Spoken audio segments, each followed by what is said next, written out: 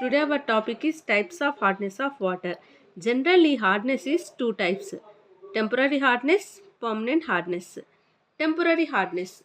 The hardness which can be removed easily by simple boiling is known as temporary hardness.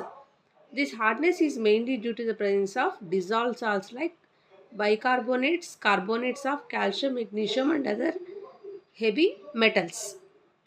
That means what? Temporary hardness we can remove easily by simple boiling. If you boil the water, we can remove the temporary hardness. Such type of hardness is called as temporary hardness. It is mainly due to the presence of bicarbonates and carbonates of calcium, magnesium and other heavy metals. So this hardness is mainly due to the presence of bicarbonates and carbonates. That is why this hardness is also called as carbonate hardness. These are the examples for temporary hardness causing dissolved salts. Here, how to represent temporary hardness means we took hard water. Here hard water is represented in terms of calcium bicarbonate. That means calcium bicarbonate is one of the temporary hardness producing dissolved salt. Just now we discussed temporary hardness can be removed by boiling.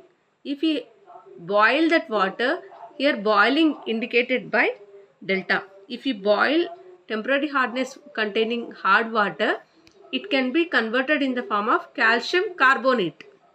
Calcium carbonate in the form of white color precipitate. Okay.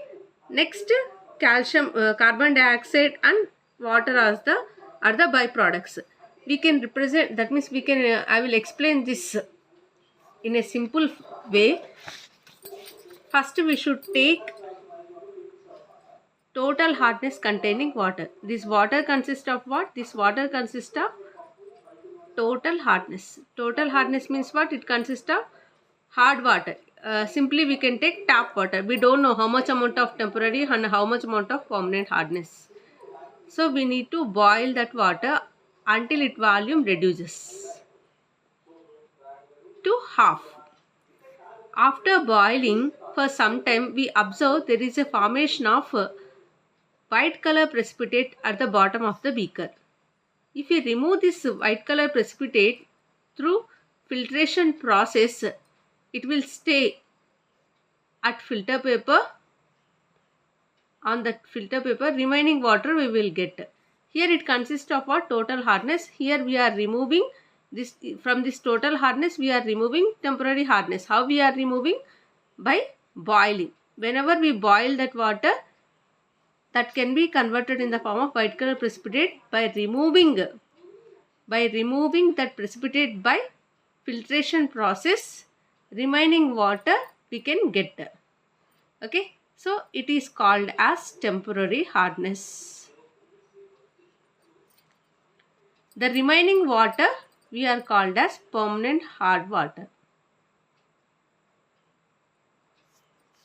That is about temporary hardness. Next, permanent hardness. Permanent hardness is second type of hardness. It is mainly due to the presence of what? Chlorides and sulfates of calcium, magnesium and other heavy metals. This hardness is also called as non-carbonate hardness because there is no presence of carbonates. That is why it is called as non-carbonate hardness. In this type of hardness cannot be removed easily by simple boiling. That means it is opposite to temporary hardness. Temporary hardness we can remove by simple boiling, but permanent hardness we cannot remove by simple boiling. Okay. So calcium chloride, calcium sulfate, magnesium chloride, magnesium sulfate, these are the example for permanent hardness causing dissolved salts. Just now I explained this example. Now you can understand this one.